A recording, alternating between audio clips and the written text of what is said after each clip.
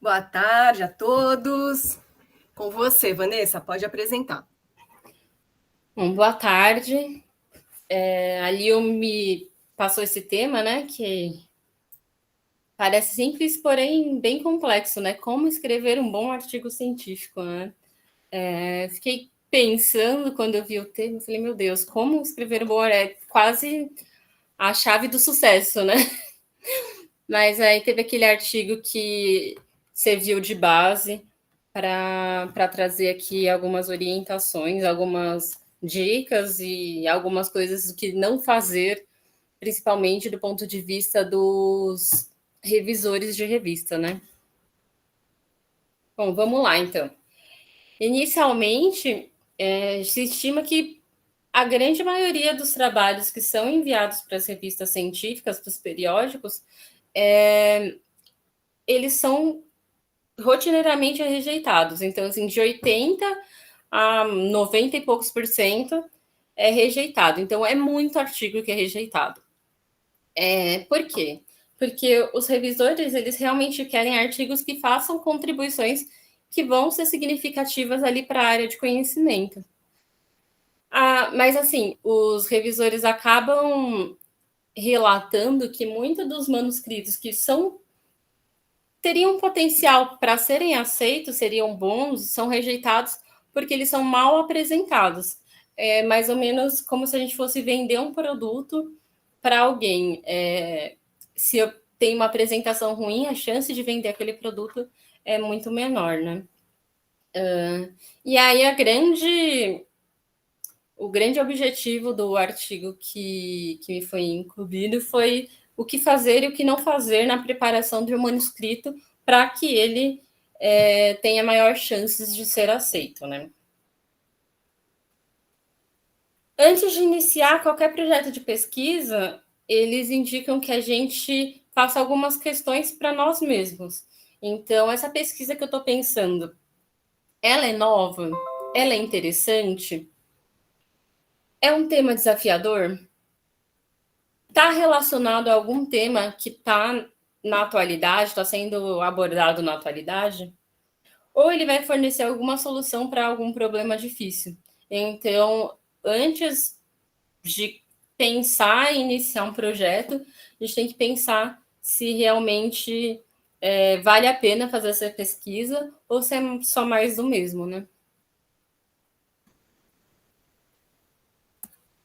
Em relação à introdução, o artigo pede realmente para que a gente faça aquela revisão do que já existe na literatura, né?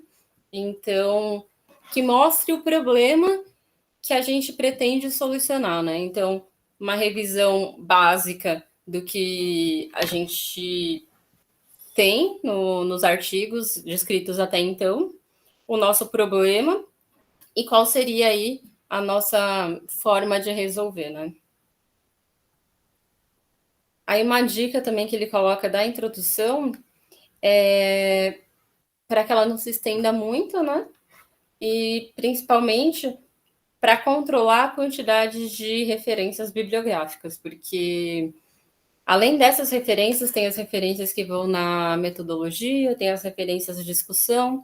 Então, tem artigo que vem com uma quantidade imensa, tipo 80 referências.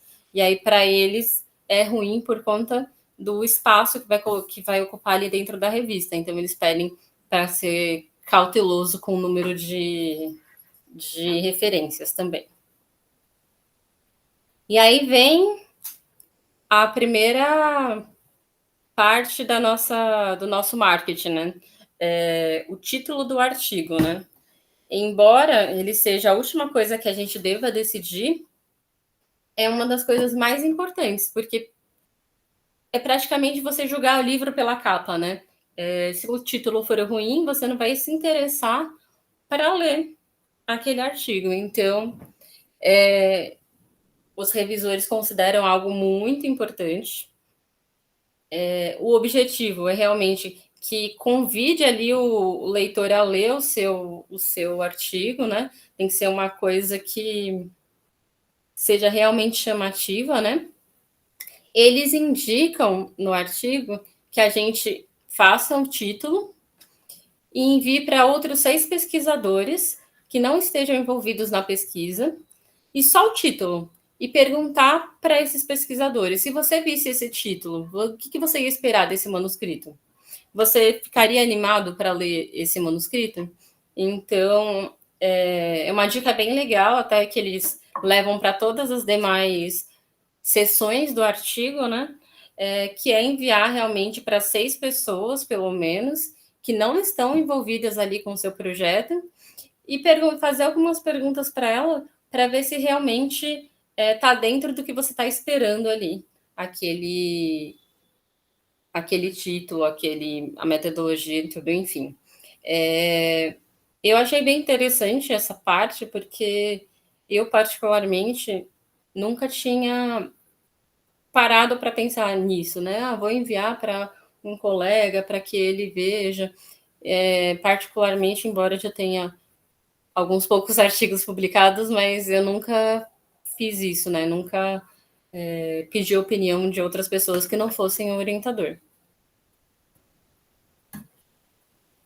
Sobre o título ainda, ele considera que é o que vai realmente criar aquela primeira impressão sobre o seu artigo, né? Então ele vai definir já a expectativa. Nossa, esse artigo parece muito bom. Tanto que às vezes a gente realmente é enganado pelo título, né? A gente vai ler o artigo e fala, nossa, que título maravilhoso, deve ser maravilhoso esse artigo.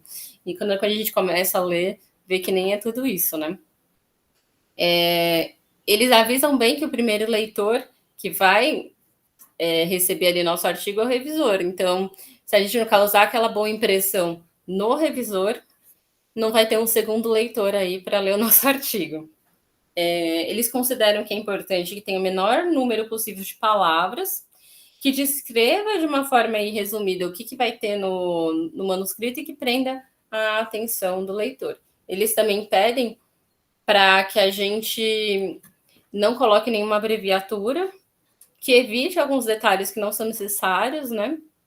Que tem que ser, os títulos eles têm que ser bem precisos, bem específicos, deixar bem claro realmente qual que é o tema do manuscrito, e aí a gente tem que ver, né, se esse título vai realmente atrair os leitores.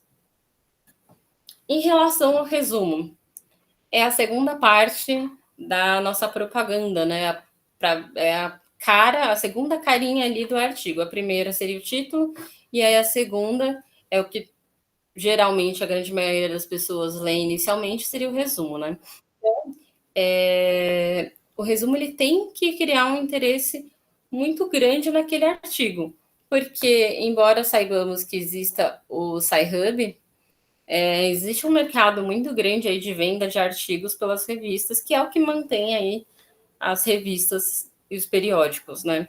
Então, a gente tem que pensar, eu pagaria $40 nesse artigo que eu estou escrevendo? Tem que realmente ser um artigo que vá trazer muito interesse e trazer alguma contribuição significativa aí para a área do conhecimento, né?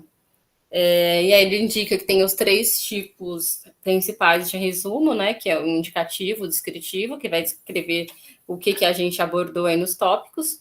O informativo, que tem um padrão meio pré-estabelecido, né? Que é aquele introdução, métodos, resultados e discussão.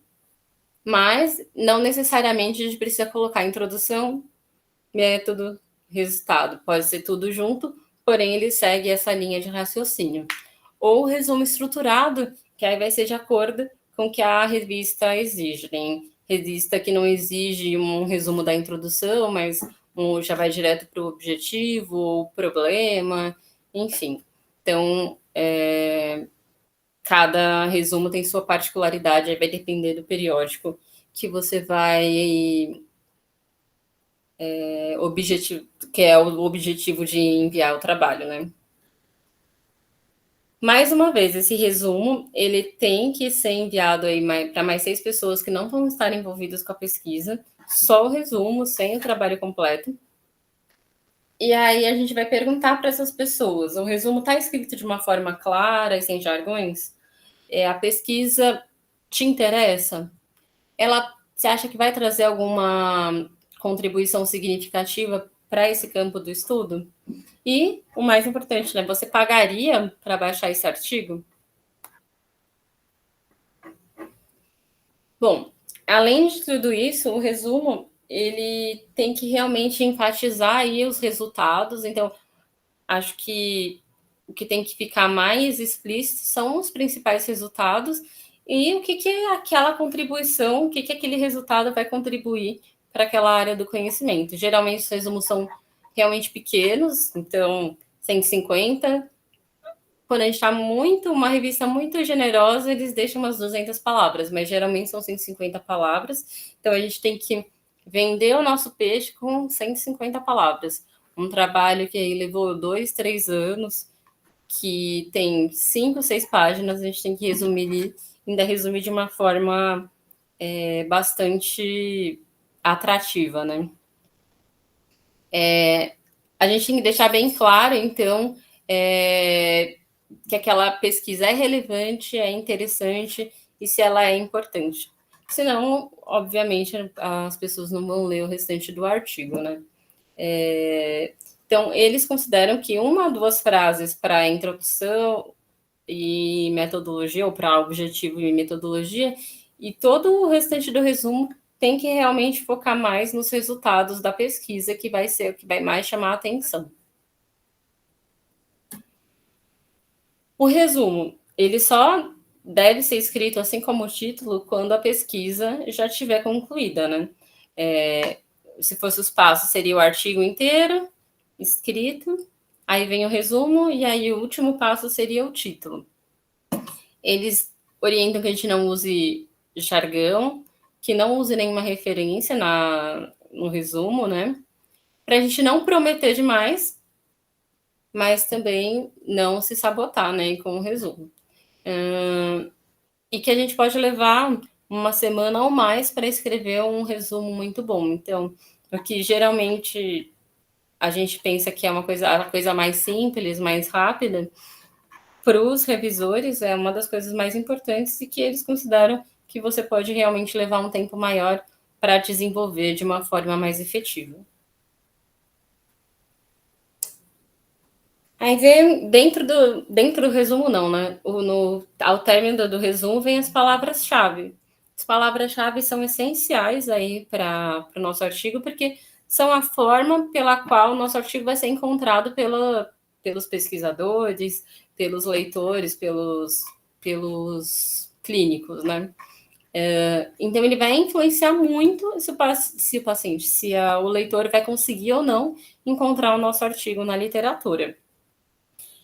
Quanto melhor as palavras-chave, maior a chance desse artigo ser referenciado no futuro, consequentemente, melhor para o nosso currículo também.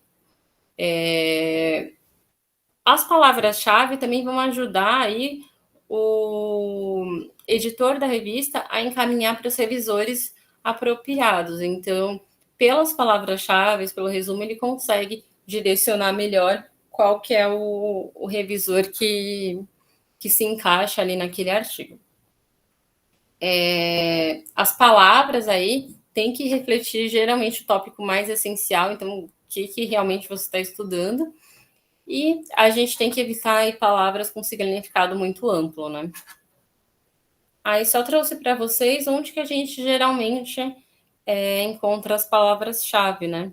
Então, ou a gente procura no Mesh, ou aqui no Brasil a gente procura no Dex. O Dex agora ele está relacionado direto ao Mesh, então eu posso procurar em português e aí ele vem até aqui, como vocês podem ver, ao descritor que tem em inglês, que aí seria o mesmo que eu ia encontrar direto no Mesh.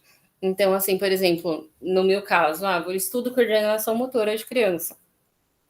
Aí coloquei coordenação motora e aí tem os descritores, como a gente colocaria na palavra-chave do artigo. Se fosse em português, seria então transtorno das habilidades motoras, ou se fosse em inglês, o Motor Skills Disorders, que aí seria aqui igual a gente já encontra no Mesh. Eu achei legal porque já está relacionado, então a gente, para facilitar a vida, dá para procurar aqui direto no Dex mesmo, que é a busca de palavras-chave da BIREME. Bom, para fazer uma boa introdução, depois do resumo, aí agora a gente vai conversar de cada seção de dentro do artigo. Introdução, método, hipótese, enfim. Em relação à introdução, existem alguns objetivos principais que eles consideram para uma boa introdução. Então, focar realmente aí o leitor, trazer ele para o nosso problema, para o que a gente está tentando estudar. Estabelecer já um quadro de referências e um raciocínio para o leitor e identificar principalmente o que a gente vai trazer de bom para a área aí que a gente está estudando. Convencer principalmente aos leitores de que existe a justificativa, existe um gap na literatura e que essa pesquisa é importante e que deve ser realizada, ou que foi importante ser realizada. Ele tem que apresentar aí uma estrutura completa, né, a introdução, então, desde a história, ou explicar como a doença funciona, tratamentos e tudo, e chegar aí no nosso funil do que a gente vai estudar ali dentro daquela patologia. No nosso caso, a grande maioria são as doenças, né? Então, doenças e tratamentos, aí no caso com a fisioterapia. Então, por isso que eu estou falando dessa forma mais específica. A introdução, ela vai ter que responder uma série de perguntas no nosso artigo, independente se for de tratamento ou não. Então, qual que é o problema que existe aí na literatura? Qual é o gap, né? Quais são as soluções que já existem? Qual que é a melhor solução aí para o problema? Qual que é a principal limitação dentro de toda essa teoria que já existe na base do nosso estudo? Como que essas limitações elas são problemáticas e o que a gente espera aí com o nosso trabalho trazer de contribuição para o conhecimento nessa área? Aí, mais uma vez, a gente envia nossa introdução, só a introdução, sem o título, sem o resumo, para mais 6 pesquisadores e pede aí para que eles descrevam, então, qual que é a questão da pesquisa, qual a contribuição que essa pesquisa traria aí para o mundo, se a estrutura ela está ok e a lacuna que irá preencher e a importância. Se as pessoas não conseguirem responder essas perguntas, muito provavelmente você não está sendo claro dentro da sua introdução e você vai ter que melhorar, otimizar ela. Logo após a introdução, a gente vem para as nossas hipóteses, né? E aí eles colocam as diretrizes para preparar hipóteses excelentes baseados nos principais erros de hipóteses que eles recebem constantemente. Então, primeiro de todos, eles pedem para que a gente evite aquelas hipóteses mais óbvias, né? Evite o mais do mesmo, né? Evite as hipóteses que são aí de conhecimento comum. Então, tem que realmente trazer algo mais inovador, né? A gente tem que se certificar de que cada hipótese que a gente tenha dentro de um artigo, ela tenha um item que vá testar aquela hipótese realmente, então não adianta ter várias hipóteses e não testar a hipótese dentro do meu método. Existe um limite, né, de hipóteses, né, em um único artigo.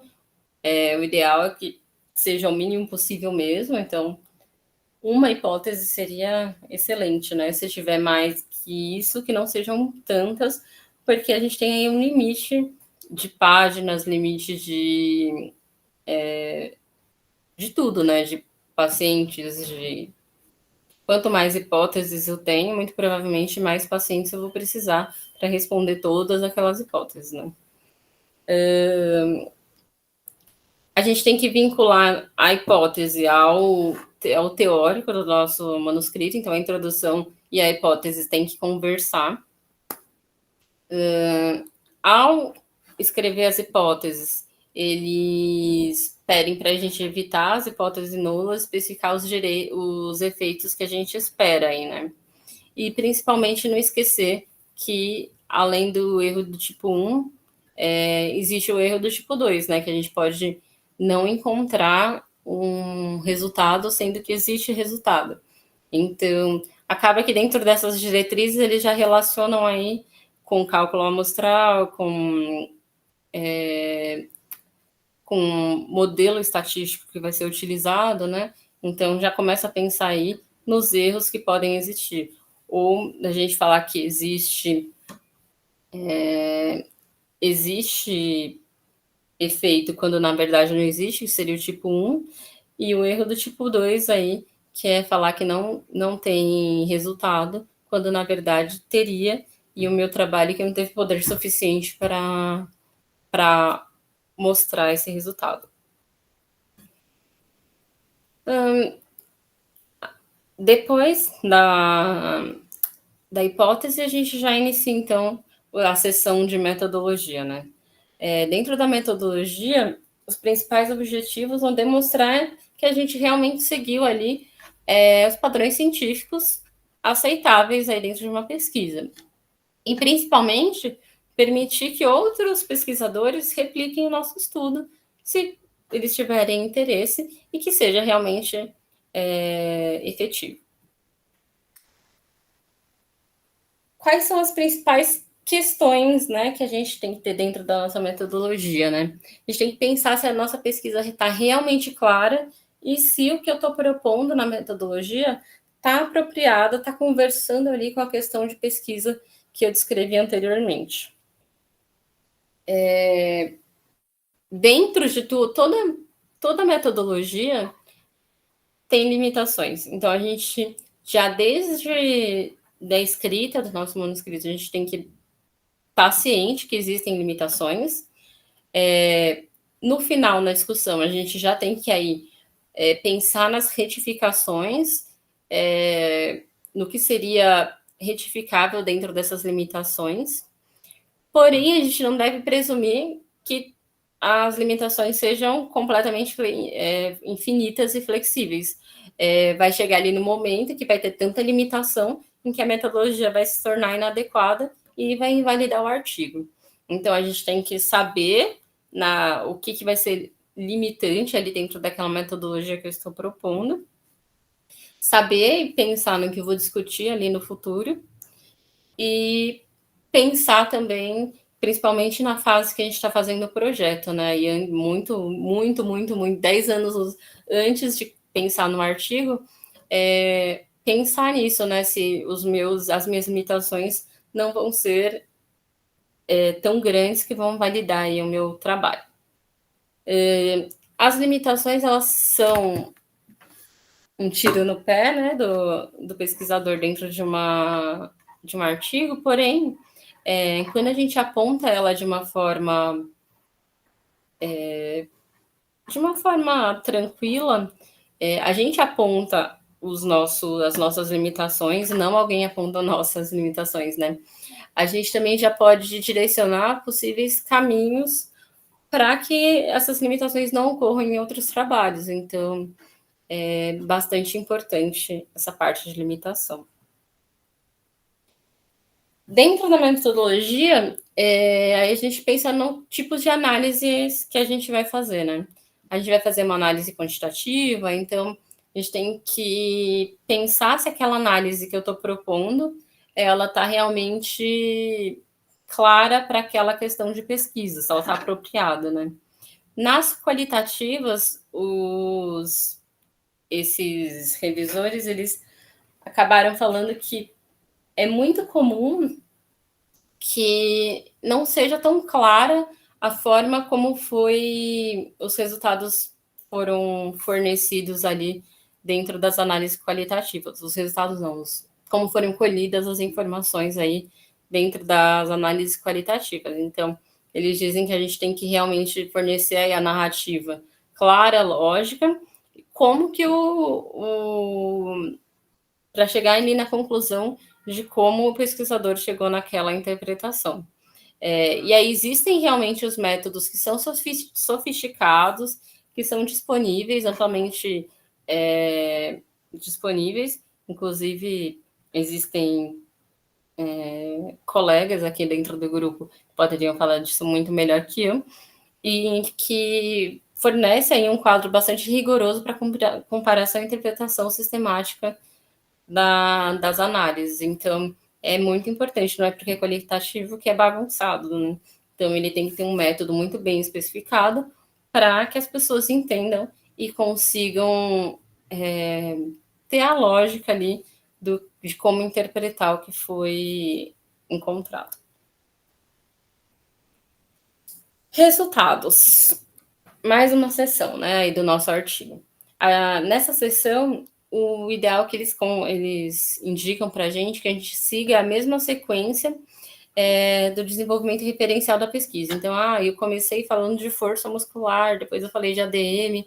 Então, a gente siga esse mesmo passo a passo, essa mesma sequência, para que fique mais claro para o leitor, não ter uma bagunça aí metodológica. Se a gente tiver muitas hipóteses, a gente tem que apresentar o resultado para cada hipótese que a gente colocou inicialmente. E na mesma ordem que a gente colocou. A minha primeira hipótese é que mudava a força. Então, o primeiro resultado em relação à força. A segunda é que mudava a ADM. Então, segunda ADM. Terceiro, qualidade de vida. Então, e assim sucessivamente, né? Então, a gente coloca na mesma sequência para que fique organizada. Caso seja um estudo quantitativo, aí a gente já descreve, então, os dados descritivos, modelo estatístico, e aí eles indicam muito que a gente indique se há erro beta e qual é o poder estatístico que a gente tem dentro do nosso artigo. Por quê? Porque vai ajudar a realmente convencer o leitor que a nossa conclusão está certa, né? E quando a gente considera só o erro alfa, eles consideram, os revisores, que a gente pode tirar conclusões incorretas. Então, muito importante saber se o nosso trabalho teve um poder suficiente para responder as perguntas que a gente fez. Dados qualitativos, eles indicam que aí a gente vai ter que demonstrar aí o que foi coletado dentro dessa parte menos matemática, né? Então, quais foram as sínteses, quais foram as teorias, as descrições, quais foram os discursos ali e as interpretações que foram importantes para a conclusão do artigo. Tem que ser escrito bem claro e só descrito o que realmente foi coletado dos pacientes, né? Então, em relação às entrevistas, trechos e tudo, a gente vai ter que direcionar aí sem colocar a nossa opinião, né? A parte do que a gente vai realmente discutir e interpretar o que os pacientes disseram vai ser aí mais na discussão.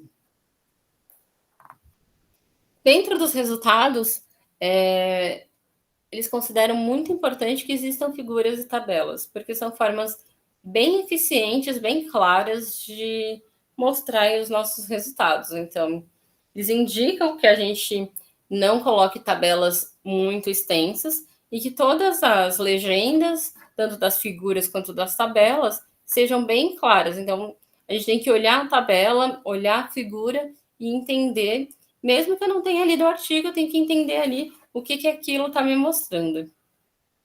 Importantíssimo, a gente não tem que duplicar as informações. Então, não descreva o resultado inteiro. Paciente tal, grupo tal, teve a média de tanto, e intervalo de confiança de tanto, e depois coloca a mesma coisa na tabela. Se eu coloquei descrito, eu não coloco na tabela, e assim, o contrário também.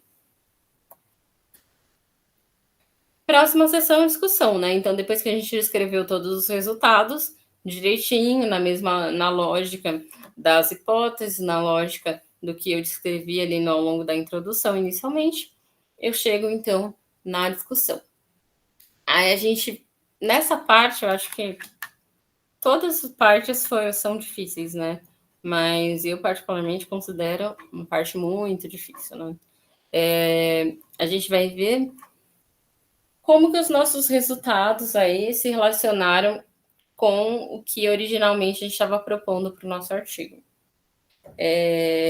A gente vai ter que desenvolver aí uma lógica sobre o que eu encontrei, o que isso traz de novo e quais seriam as conclusões.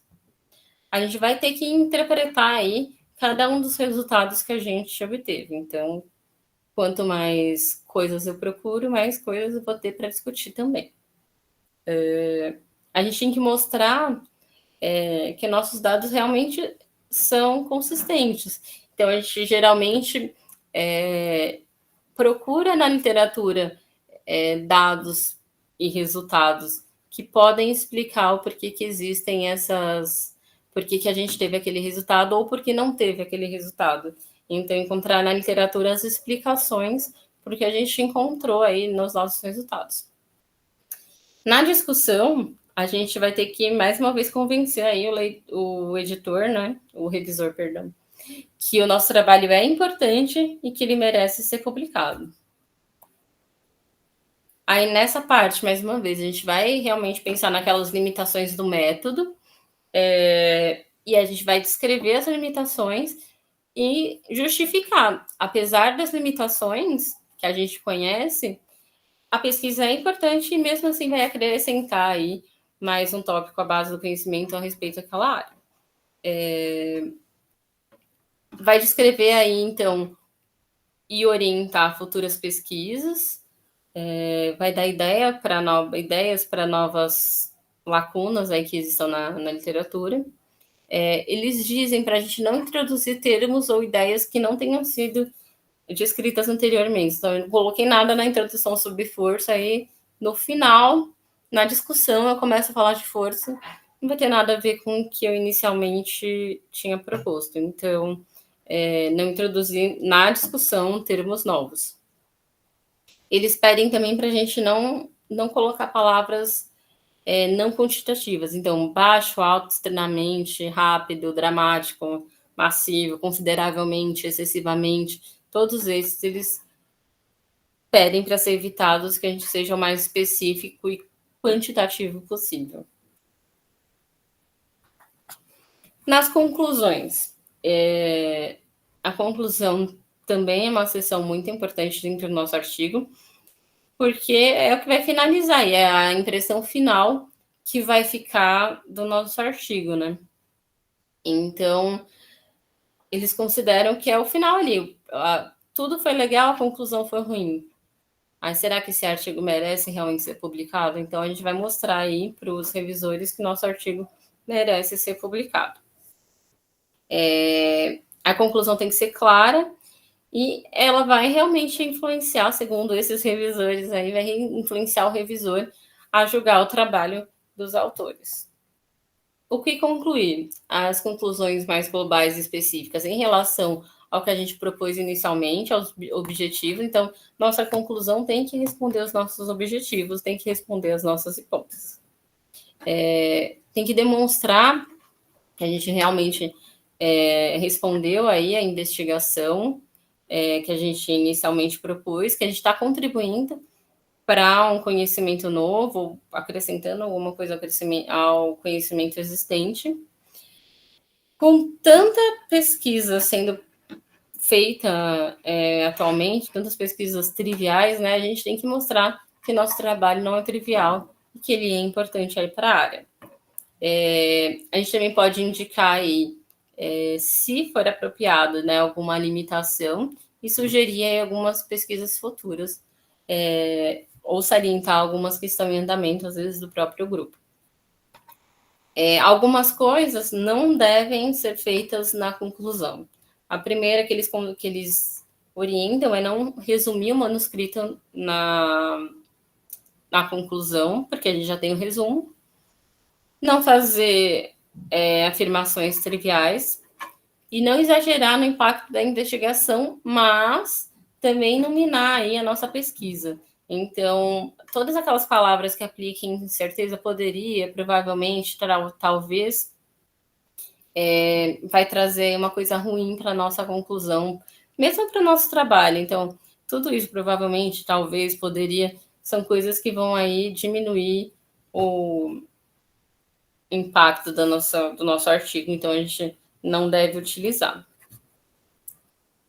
Em relação às considerações finais, aí, uma consideração final em relação a todas as sessões.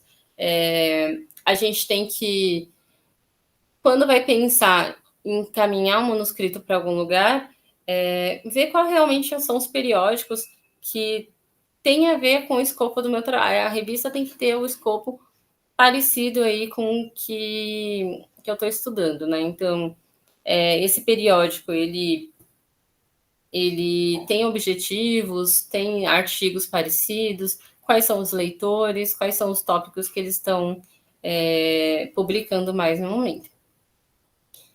A gente pode pedir ajuda para outros colegas, ou então pedir para aqueles 6 colegas que ajudaram no título, 6 colegas que ajudaram no resumo, 6 colegas da introdução, da metodologia da discussão.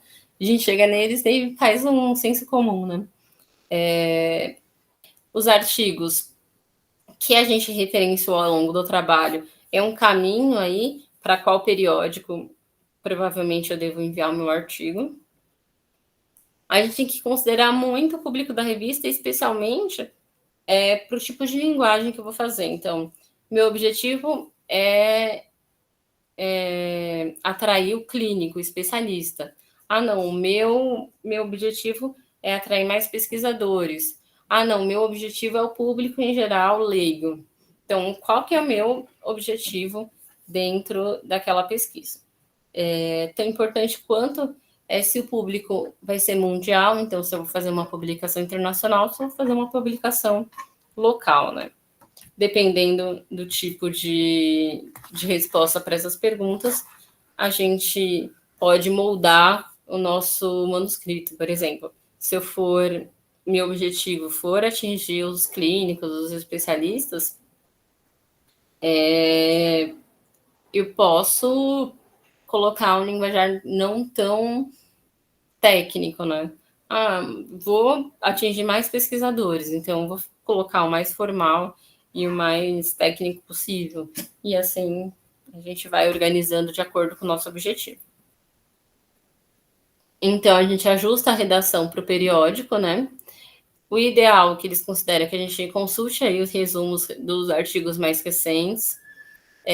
Se houver declarações do editor, lê também para ver se está aí dentro do que você está esperando. Ler outros artigos da revista, principalmente aderir ao guia dos autores, né? Eles consideram que todos aqueles manuscritos que são mal preparados estão desrespeitando aí as normas da revista e provavelmente já serão rejeitados sem nem dar uma chance para o artigo, né? Evitar autocitações excessivas, né? A ortografia tem que estar realmente no inglês bom, padrão, né? Evitando confusões aí de terminologias. O mínimo de abreviaturas possíveis, a não ser que elas sejam completamente bem estabelecidas na área. Número de figuras e tabelas, eles consideram um máximo de 4 a 6. E eles dão uma dica de quando a gente terminar de ler cada página do nosso artigo, a gente tem que pensar o que eu fiz nessa página para convencer o leitor de que vale a pena realmente publicar o meu artigo. Esse passo simples pode realmente aí aumentar a probabilidade de aceitação, porque a gente está sendo autocrítico com o nosso artigo. Por isso é só, pessoal. Obrigada, Vanessa. A Vanessa já tem experiência na publicação de artigos, né? Então, acho que fica mais fácil falar. E artigos bons, né? Publicados. Então, o direcionamento do tema foi aleatório, mas acho que foi bom para você. Era para você mesmo esse tema. Obrigada aí pela contribuição. Eu vou só fazer algumas considerações, depois eu já passo a palavra aqui para o grupo. Algumas coisas importantes, né, na redação de um artigo científico. Lembrar aqui para o pessoal que tem muita gente aqui que nunca publicou um artigo, né? Alguns estão aqui no processo ainda de fazer o seu projeto de pesquisa e um dia vai publicar o seu artigo. É o seguinte, o artigo científico, bem como o TCC, a dissertação, a tese, o projeto de pesquisa, ele tem uma redação diferente, tá? Então, muitos aqui, né, eu já estou corrigindo o trabalho de alguns de vocês que estão aqui, e eu estou batendo na mesma tecla que a redação ela é científica, não é uma redação que vocês estão acostumados a escrever.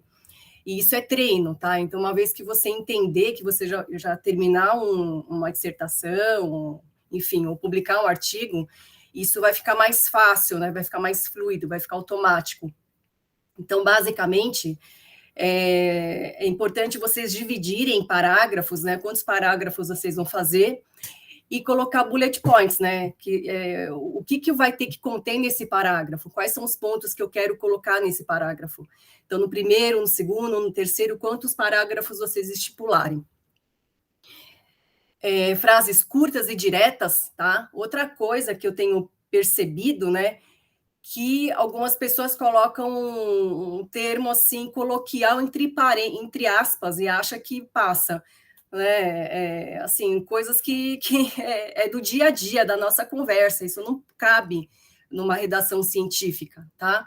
Então você vai ter que encontrar uma maneira de escrever aquele termo que você colocou entre aspas e tipo se vira aí, né? Você entendeu? Não é bem assim. Você vai ter que reescrever aquele trecho de uma forma mais formal, tá? E o que a Vanessa falou também, não evitem de usar siglas, porque ninguém merece pegar um trabalho de biomecânica e ter 20 siglas lá, né? Um monte de sigla de biomecânica, e a gente tem a obrigação de entender. Então, assim, quem já leu trabalhos de biomecânica e de outros, meio que você lê uma, duas, três, aí você vai confiar na sua memória. O que é TLRF? Aí depois tira o F e bota o Z. Aí depois você fala, não é possível. Aí quando você lê pela quinta vez e não consegue continuar lendo o artigo, eu pego um papelzinho e escrevo. Eu faço o meu dicionário, só que ninguém merece isso, tá? Então, assim, é questão de bom senso, né? Então, se repete muitas vezes, tudo bem, cabe aí, mas na medida do possível, não colocar siglas, tá?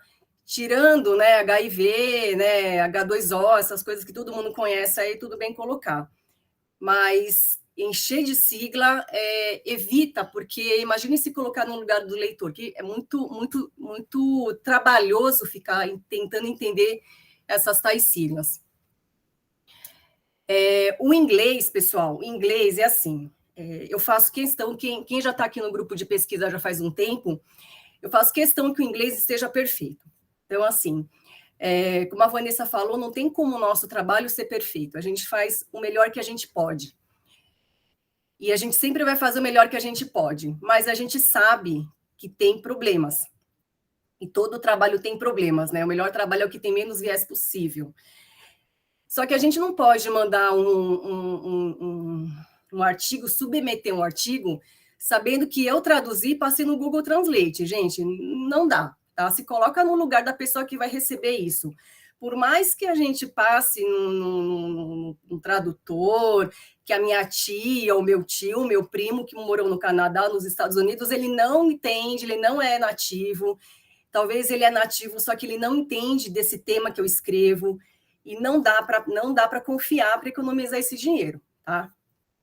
Então, a gente vai ter que fazer o possível para deixar esse inglês o mais redondo possível, de acordo com a revista que a gente vai mandar e de acordo com nossa temática de pesquisa. Então, o inglês ele tem que estar obrigatoriamente elegante, tá? Assim, o estudo ele tem que estar organizado. Então, assim, o tempo que a gente gasta para arrumar, para corrigir esse trabalho é investimento, tá?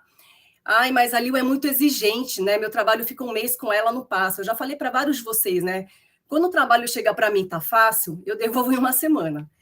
Mas quando eu vejo que tá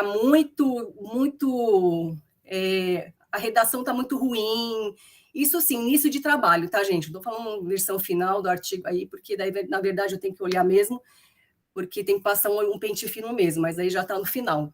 Mas quando é um projeto inicial e chega para a primeira, segunda, terceira correção de um aluno que está começando, eu demoro muito, chega uma hora que eu falo, eu já demorei demais para corrigir, eu estou devolvendo aqui para você, porque está muito, muito difícil, né? Então chega um momento que eu não sei se eu corrijo o português, Se eu sou professora de português, que começam a me perguntar, eu sou professora de português, eu estou aqui corrigindo conteúdo. Quando eu começo, cai a minha ficha, que eu virei professora de português, eu falei, não é minha função, eu devolvo, né? Então, assim, primeiro tem que escrever um português direito, uma redação científica direito. O inglês é depois quando a gente vai publicar. Mas isso é um processo de redação científica, tá? A gente vai dando as dicas, a gente vai pedindo como que vocês podem melhorar. Mas, Lio, me explica melhor. Gente, quanto mais artigo científico vocês lerem, mais fácil fica, já estou dando a resposta, tá? E não é artigo científico qualquer, né? Pega uma revista decente para ler, só leiam coisas boas, tá? Não fica acostumado a ler revista escrita em português, porque não vai dar ruim para vocês, tá bom? Vocês não gostam de comer coisa boa? Não gostam de comer no restaurante caro? Comida bem feita? Então, vocês não estão acostumados a comer McDonald's, hambúrguer de esquina. Não façam isso com artigo científico, gente, tá? Então, se acostumem desde cedo, desde a graduação. Tem gente aqui que está na graduação super esforçado, né? As meninas super esforçadas aqui. Se acostumem a ler revistas boas, tá? E isso vai fazer com que o fluxo natural das coisas façam com que vocês tenham uma boa redação científica. Outra coisa, vocês, na introdução, né? Deixa eu ir aqui direto para a introdução. O ideal seria assim, então, assim, vocês já têm a pergunta de pesquisa, que foi formulado junto com o seu orientador, né? Vários de vocês já orientam TCCs, né? Os doutorandos aqui já orientam TCC, aqui do grupo de pesquisa, de fora ou de ambos, então já são pessoas experientes, e a gente sabe que começa com uma pergunta de pesquisa. Então, a boa introdução, pessoal, para os mestrandos aqui, para os alunos de graduação, é quando você começa a escrever a sua introdução sabendo o que você vai escrever. Porque a pior coisa que existe é você, se o orientador, seja o pessoal aqui que está orientando, seja eu, pedir para vocês fazerem uma introdução e vocês não têm nem ideia do que vocês vão escrever. Aí faz o primeiro parágrafo, põe um bullet point aí, a Vanessa pediu para eu colocar a definição da condição clínica e colocar epidemiologia, né? Aí eu corro atrás em pedaços. Aí demoro uma semana para achar o primeiro parágrafo. Depois eu não tenho ideia do segundo parágrafo que ela pediu do bullet point, eu vou lá procurar de novo. Aí eu demoro 2 meses para escrever 4 parágrafos, 5 parágrafos. Gente, dá uma lida, a gente não sempre passa os artigos científicos para vocês se ambientarem, se familiarizarem com o tema. Então, pega, né? Aqui a gente não está estudando facite plantar, muitos projetos de facite. Vai lá ver, estuda qual o percentual do mundo que tem essa condição, o que é essa doença, o que causa essa doença. Vai na pergunta da sua pesquisa e procura entender o que acontece.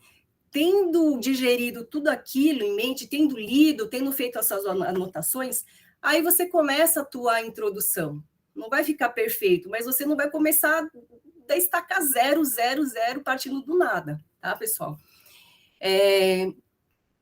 Então, essa introdução, as palavras-chave que a Vanessa falou, né? Ela já mostrou o DEX, o MESH de escritores em inglês, o DEX em português. Quando eu estava, um tempo atrás, começando esse mundo acadêmico, talvez a Vanessa e muitos de vocês mais velhos, né, também, a gente foi orientado a só pegar palavras-chave nesses descritores, né? E a biblioteca falava que não podia não estar nesses descritores, ou o trabalho batia e voltava. Só que atualmente tem muitos temas novos que estão pipocando aí. Então, acabou-se essa obrigatoriedade de ter que obrigatoriamente o tema estar no DEX ou no MESH, porque não vai estar, e o pessoal não está atualizando na mesma velocidade que as coisas novas estão aparecendo. Então, muitas vezes, vocês podem colocar uma condição nova nos descritores, né, nas palavras-chave, que não tem problema, tá? Não tem mais ocorrido essa exigência, porque, de fato, a atualização por lá está muito atrasada. Estou pulando aqui para a discussão direto. Resultados, né? A Vanessa falou que é legal ter gráficos, e é bem legal mesmo, porque uma imagem vale mais do que 1000 palavras, né? Então, você bate o olho no gráfico, quanto mais informação ela te passar, melhor é para você.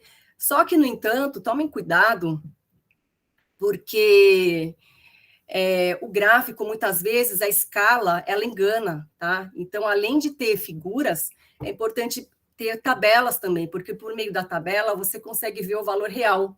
E aí você pesca aquelas coisas, as informações com valor real, e você pode, as informações mais importantes, e você pode colocar no gráfico, porque uma escala de 0 a 100 é diferente de uma escala de 0 a 10. E aí você acha que é muita coisa, só que não é, ou você acha que é muito pouco, só que não é. Então, tem que sempre que olhar a escala desse gráfico aqui, tá? Então, eu gosto muito de ter tabelas com números reais. A discussão, Vanessa fala que a parte mais difícil, ela é a parte mais difícil. Porque é por meio da discussão que a gente vê a maturidade do pesquisador. É lá que você vê se o cara te enrolou, se ele enganou, se ele se foi bom de papo, se ele conseguiu. Lá ele não engana. Na hora que você lê a discussão, você conhece exatamente tudo o que aconteceu naquele ano e qual que foi o resultado daquela orientação da sua pesquisa. É na discussão. Na discussão a gente pesca as coisas. Mas a discussão não te reprova, se for um trabalho acadêmico. Só que tem que ter lá a discussão de todo o desfecho, né, a resposta do que aconteceu, o que você propôs a pesquisar, e você conseguir confrontar com a literatura o que você encontrou. Isso é baseado em muito estudo e muita leitura. Então, se você não fez nada disso, só coletou os dados, alguém escreveu o projeto para você, alguém mandaram você coletar os dados, aí você só seguiu a receita de bolo.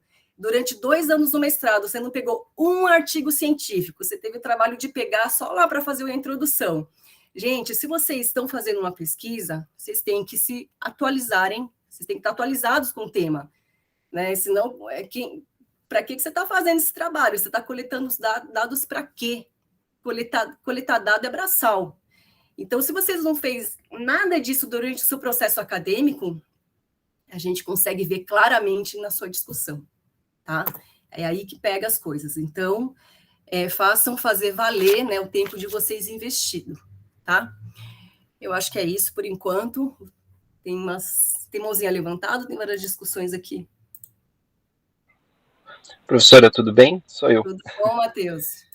Tudo jóia. Parabéns, Vanessa, pela apresentação, viu? Foi muito boa. Olha, a escrita científica, ela é bem complexa mesmo, mas assim, ele é muito mais fácil do que uma escrita na língua portuguesa. Muito mais fácil uma redação para o Enem.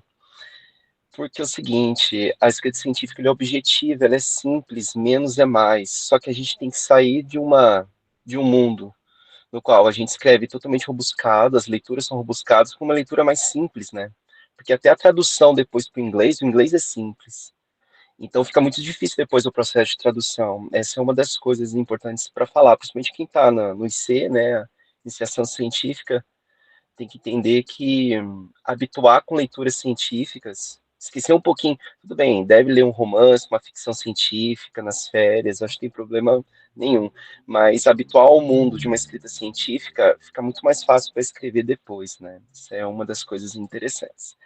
Outra coisa para falar também a respeito da discussão, eu concordo com a Vanessa também, discussão é mais difícil, porém a discussão é aquilo que a senhora falou, né? Ele vai mostrar o porquê que ele chegou naquele resultado, ou seja, uma validação dos dados.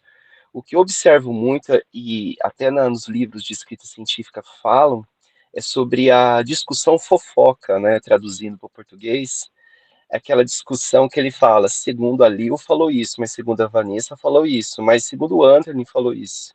Então, aquela discussão fofoca que a gente chama, deixa uma poluição na redação, né? Então, é confrontar os dados, mas sem exagero de citações, né, no mesmo parágrafo. Senão gera uma poluição e você acaba não dizendo nada no que você quis defender o seu trabalho. mas realmente a discussão ela é a parte mais difícil, porque ela exige algo bem específico ela é bem pessoal em relação ao pesquisador. Metodologia, resultado, não, mas a introdução e discussão é mais difícil, porque tem que sair da nossa cabeça, tem que sair da nossa mente, então por isso o pesquisador ele tem que estar muito bem atualizado e estar muito seguro sobre a sua pesquisa. Aí sim sai uma boa introdução e discussão. Obrigada, Matheus, pela colaboração. Quer falar, Anthony? Não, hoje, por enquanto, eu quero mais ouvir. Tá certo. Se ninguém quiser mais falar nada, só uma coisa para a gente fechar. Para os que estão começando aqui também, a gente vai bater sempre na mesma tecla, tá? A pergunta do seu estudo, ela tem que bater com o desenho do estudo. Senão já pega tudo e joga fora. Não tem nem porquê disso, tá? Então, para quem está fazendo o trabalho qualitativo aqui, né? Acho que é a Giovana. A Giovana quer saber a opinião do paciente. Qual que é o desenho do seu estudo? É um estudo qualitativo para conseguir responder a minha pergunta, tá? Eu quero saber qual que é a prevalência de uma condição clínica, qual que é o tipo de estudo, qual que, né, que vai responder a minha pergunta. É estudo transversal. Eu quero saber, eu quero testar o efeito de uma intervenção. Qual que é o desenho de estudo? É um ensaio clínico. Então, o desenho do estudo, ele tem que responder a pergunta do estudo, senão você nem continua fazendo nada disso aqui, tá? Então, esses pontos importantes, né? Pergunta, desenho, e é isso, pessoal, senão a gente vai prolongar muito aí, tem muita coisa para a gente discutir, vai acabar virando uma metodologia aqui. Quer fechar, Vanessa?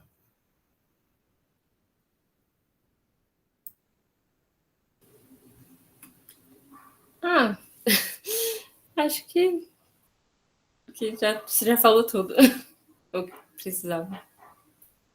Tá certo, então. Então, se ninguém quiser falar mais nada, a gente finaliza no horário hoje e nos encontramos semana que vem. Obrigada, Vanessa.